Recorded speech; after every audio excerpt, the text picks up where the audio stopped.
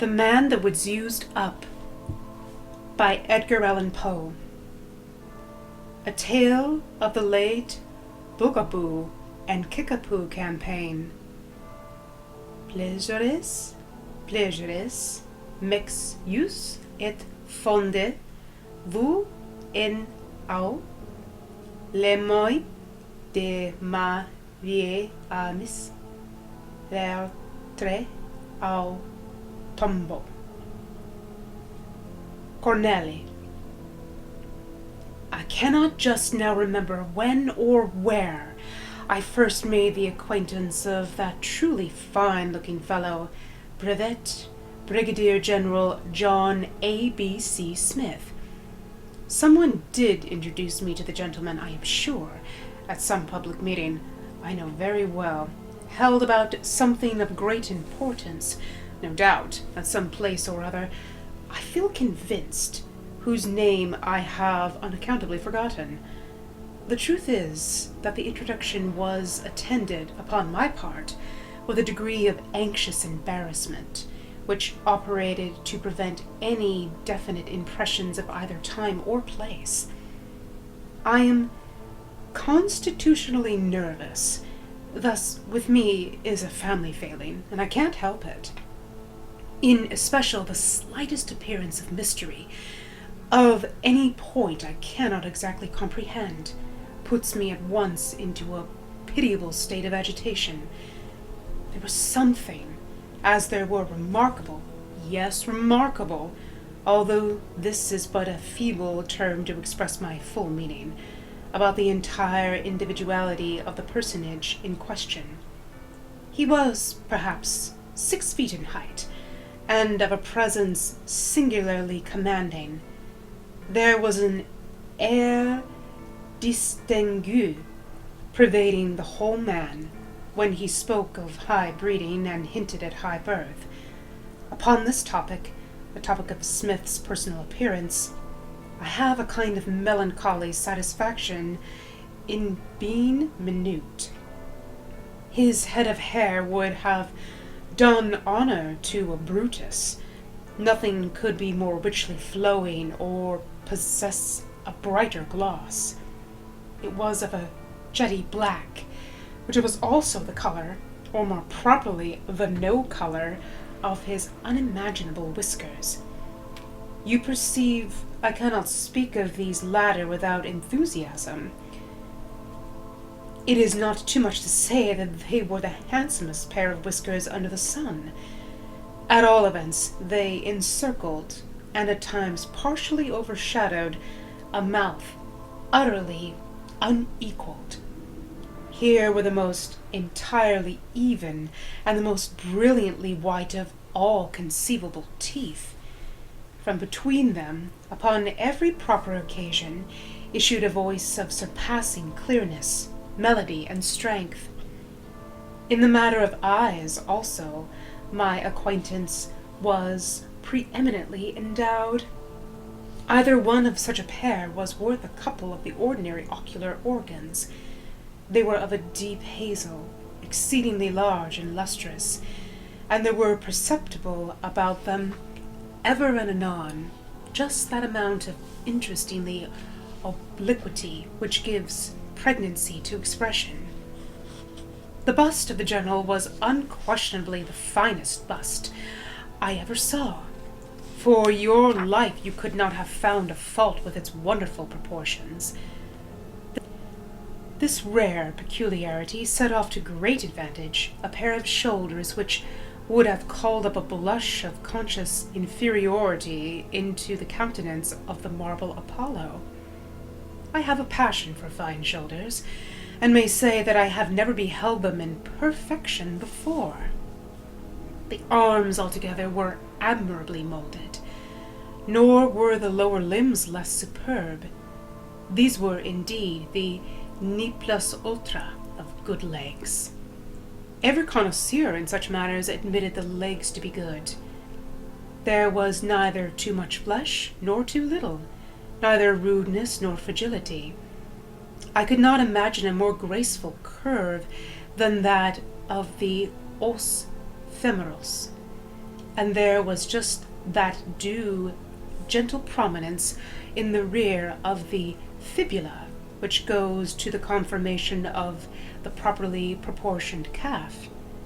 I wish to God my young and talented friend Cipino, the sculptor, had but seen the legs of Brevet Brigadier General John A.B.C. Smith.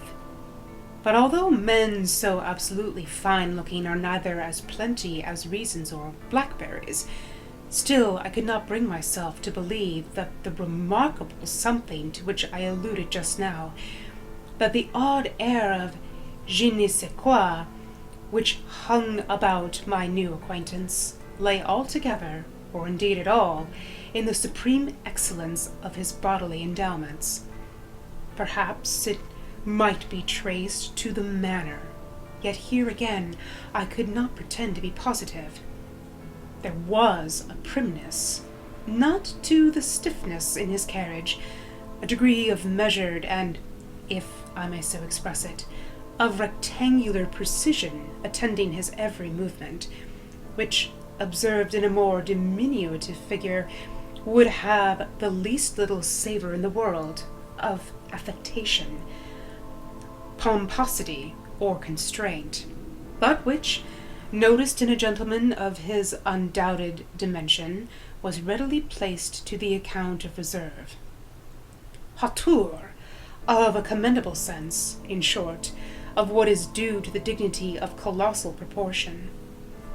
The kind of friend who presented me to General Smith whispered in my ear some few words of comment upon the man. He was a remarkable man, a very remarkable man, indeed one of the most remarkable men of the age. He was an especial favourite, too, with the ladies, chiefly on account of his high reputation for courage. In that point he is unrivalled. Indeed, he is a perfect desperado, a downright fire-eater, and no mistake, said my friend, here dropping his voice excessively low and thrilling me with the mystery of his tone. A downright fire-eater and no mistake. Showed that, I should say, to some purpose, in the late tremendous swamp fight away down south with the Bugaboo and Kickapoo Indians. Here my friend opened his eyes to some extent. Bless my soul, blood and thunder and all that. Prodigies of valor. Heard of him, of course. You know he's the man. Man alive, how do you do? Why, how are ye? Very glad to see ye indeed. Here interrupted the general himself, seizing my companion by the hand as he drew near, and bowed stiffly, but profoundly, as I was presented. I then thought, and I still so think, that I never heard a clearer nor stronger voice, nor beheld a finer set of teeth.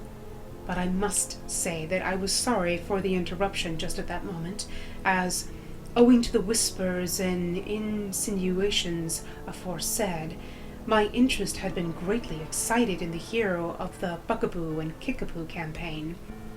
However, the delightfully luminous conversation of Brevet Brigadier General John A.C.B. Smith soon completely dissipated the chagrin.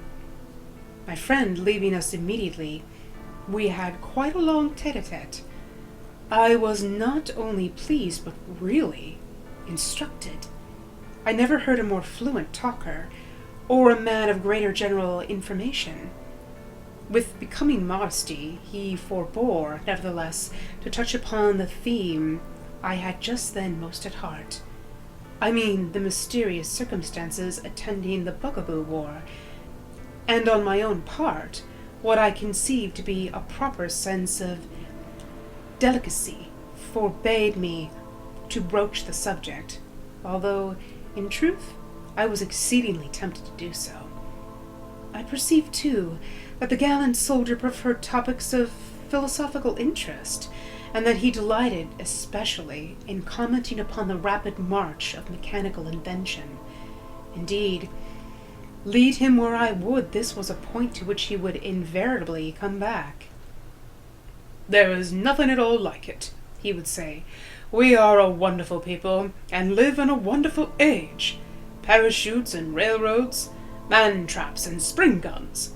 Our steamboats are upon every sea, and the Nassau balloon packet is about to run regular trips. Fare either way only £20 sterling between London and Timbuktu. And who shall calculate the immense influence upon social life, upon arts, upon commerce, upon literature, which will be the immediate result of the great principles of electromagnetics? Nor is this all, let me assure you. There is really no end to the march of invention. The most wonderful, the most ingenious, and let me add, Mr.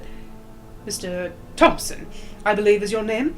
Let me add, I say, the most useful, the most truly useful mechanical contrivances are daily springing up like mushrooms, if I may so express myself, or more figuratively like grasshoppers, Mr. Thompson, about us and around us.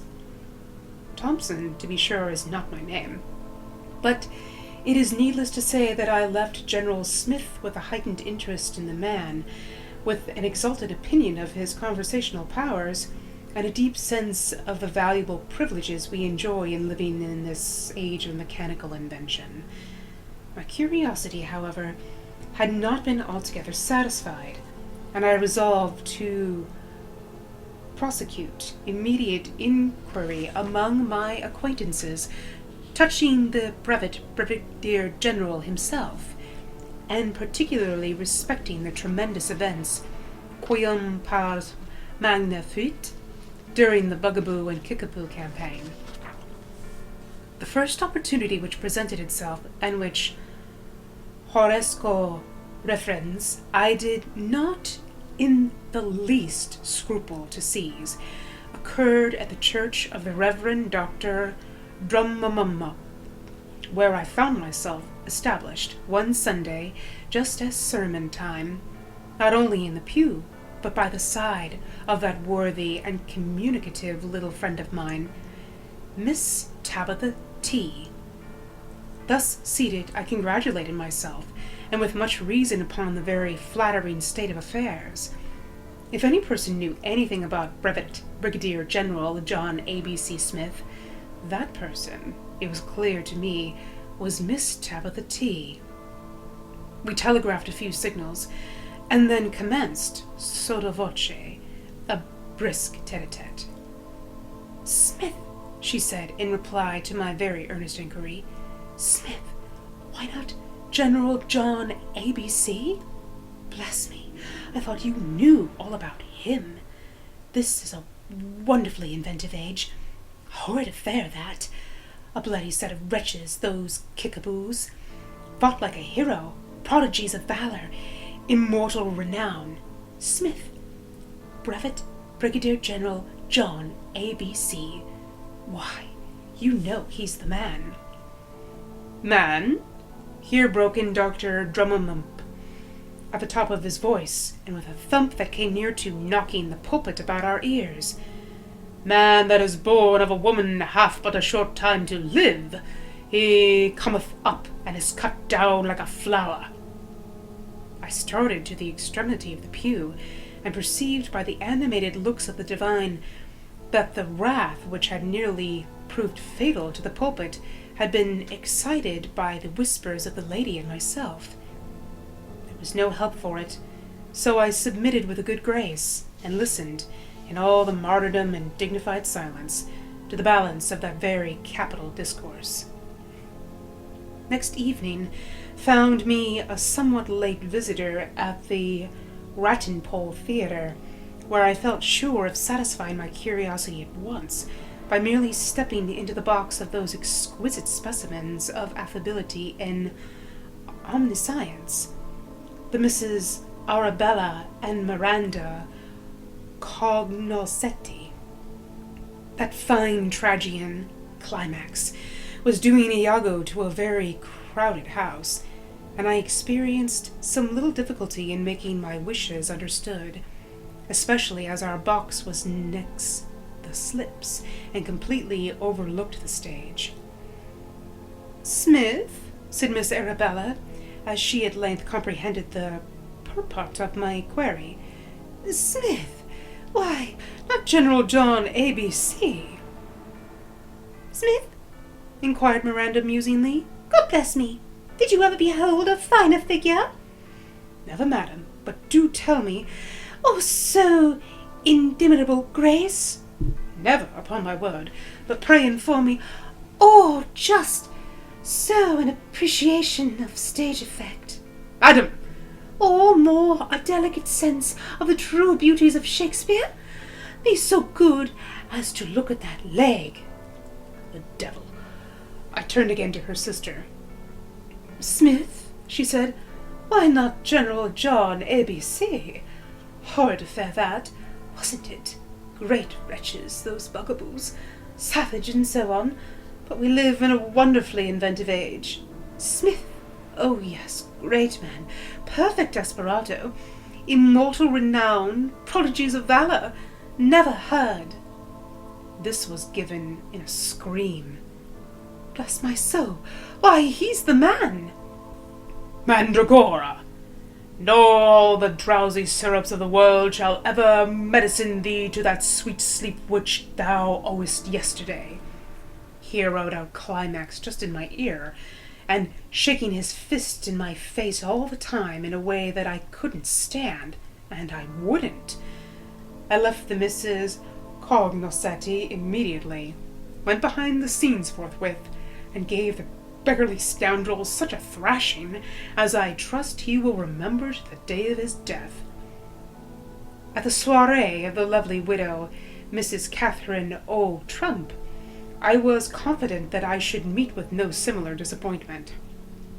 Accordingly, I was no sooner seated at the card table with my pretty hostess for a verre that I propounded those questions, the solution of which had become a matter so essential to my peace.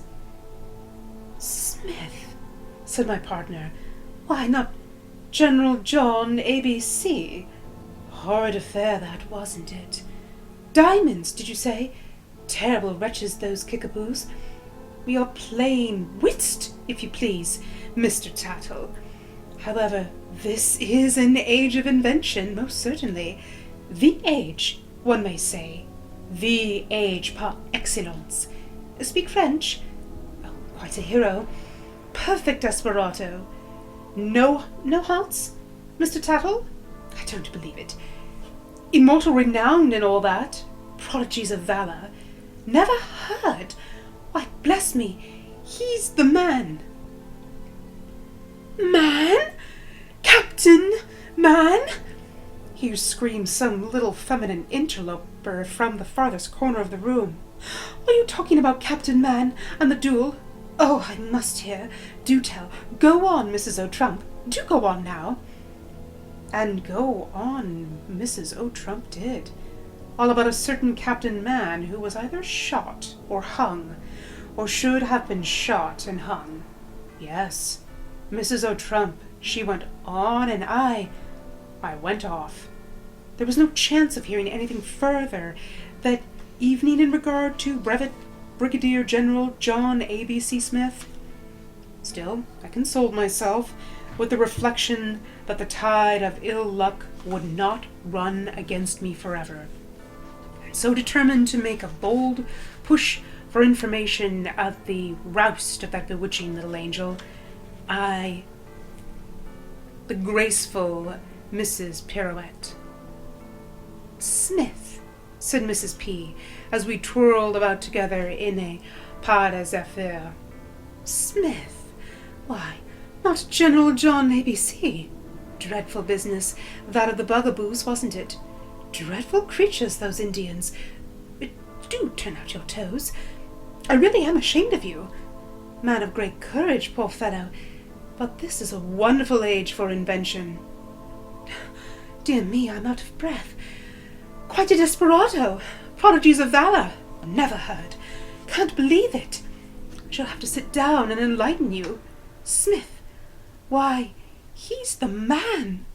Man Fred, I tell you, here bawled out Miss Bass Blue, as I led Miss Pirouette to a seat. Did ever anybody hear the like?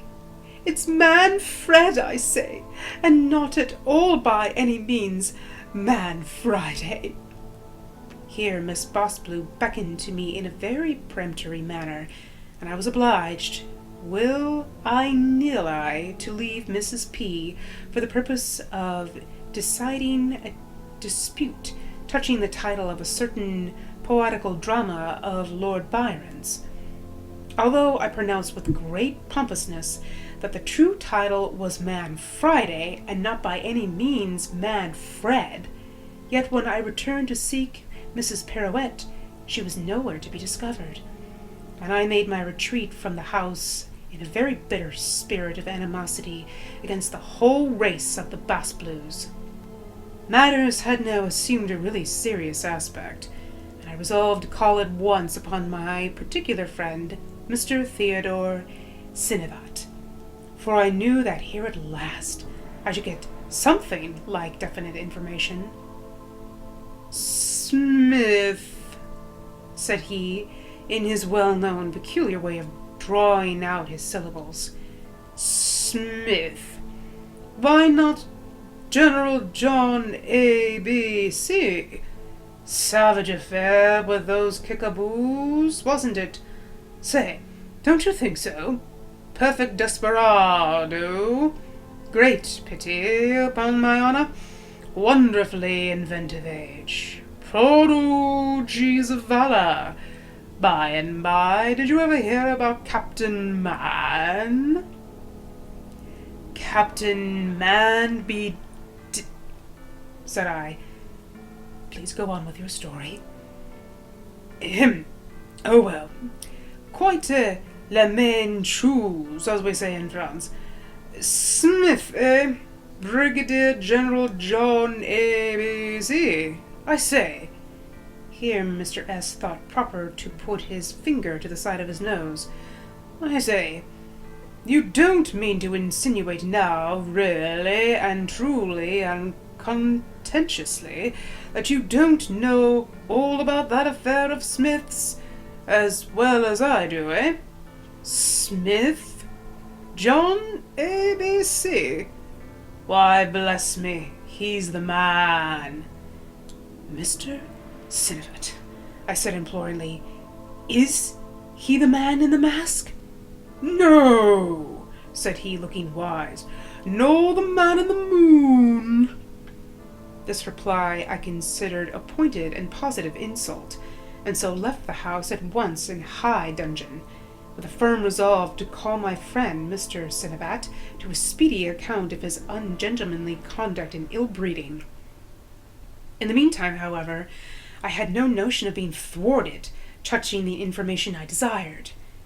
There was one resource left to me. I would go to the fountainhead. I would call forthwith upon the General himself, and demand, in explicit terms, a solution of this abominable piece of mystery. Here at least there should be no chance for equivocation. I would be plain, positive, peremptory, as short as pie crust, as concise as Tacticus or Montesquieu. It was early when I called, and the General was dressing, but I pleaded urgent business, and was shown at once into his bedroom by an old Negro valet, who remained in attendance during my visit. As I entered the chamber, I looked about, of course, for the occupant, but did not immediately perceive him. There was a large and exceedingly odd-looking bundle of something, which lay close by my feet on the floor, and, as I was not in the best humor in the world, I gave it a kick out of the way. Rather civil that, I should say, said the bundle, in one of the smallest and altogether the funniest little voices, between a squeak and a whistle, that I ever heard in all the days of my existence. Rather civil that, I should observe. I fairly shouted with terror, and made off at a tangent into the farthest extremity of the room. God bless me, my dear fellow! Here again whistled the bundle. Why? What is the matter? I really believe you don't know me at all. What could I say to all this? What could I? I staggered into an armchair and was staring, eyes and open mouth, awaited the solution of the wonder. Strange! You shouldn't know me, though, isn't it? Presently re-squeaked the nondescript, which I now perceived was performing upon the floor some inexplicable evolution, very analogous to the drawing on of a stocking. There was only a single leg, however, apparent. Strange you shouldn't know me, though, isn't it? Pompey, bring me that leg. Here Pompey handed the bundle a very capital cork leg, already dressed, which it screwed on in a thrice, and then it stood upright before my eyes. And a bloody action it was, continued the thing as if in a soliloquy. But then one man mustn't fight with the bugaboos and kickapoos and think of coming off with a mere scratch. Pompey, I'll thank you now for that arm. Thomas, turning to me, is decidedly the best hand at a cork leg, but if you should ever want an arm, my dear fellow, you must really let me recommend you to Bishop. Here Pompey screwed on the arm. We had rather hard work of it, that you must say. Now, you dog, slip on my shoulders and bosom. Petit makes the best shoulders, but for a bosom you will have to go to Docro. Bosom, said I. Pompey, will you never be ready with that wig? Scalping is a rough process, after all, but then you can't procure such a capital scratch as de Leon's. Scratch? Now, you so-and-so, my teeth. For a good set of these, you had better go to Palmera's at once. High prices, but excellent work. I swallowed some very capital articles, though, where the big bugaboo rammed me down with the butt end of his rifle. Butt end? Ran down my eye? Oh, yes, by and by, my eye. Here, Pompey, you scamp, screw it in. Those kickapoos are not so very slow at a gouge, but he's a belied man, that Dr. Williams. After all, you can't imagine how well I see with the eye of his make. I now began very clearly to perceive that the object before me was nothing more nor less than my new acquaintance, Brevet Brigadier General John A.B.C. Smith. The manipulations of Pompey had made, I must confess, a very striking difference in the appearance of personal man. The voice, however, still puzzled me no little, but even this apparent mystery was speedily cleared up. Pompey, you rascal, squeaked the general, I really do believe you would let me go without my palate. Hereupon the negro, grumbling out an apology, went up to his master, opened his mouth with the knowing air of a horse jockey, and adjusted therein a somewhat singular-looking machine, in a very dexterous manner, that I could not altogether comprehend. The alteration, however, in the entire expression of the general's countenance was instantaneous and surprising. When he again spoke, his voice had resumed all that rich melody and strength which I had noticed upon our original introduction. Damn the vagabonds, said he, in so clear a tone that I positively started at the change. Damn the vagabonds! They not only knocked in the roof of my mouth, but took the trouble to cut off at least several eighths of my tongue. There isn't a bona fides equivalent, however, in America, for really good articles of this description. I can recommend you to him with confidence. Here the general bowed, and assure you that I have the greatest pleasure in doing so. I acknowledged his kindness in my best manner, and took leave of him at once, with a perfect understanding of the true state of affairs, with a full comprehension of the mystery which had troubled me so long. It was evident. It was a clear case. Brevet Brigadier General John A.B.C. Smith was the man that was used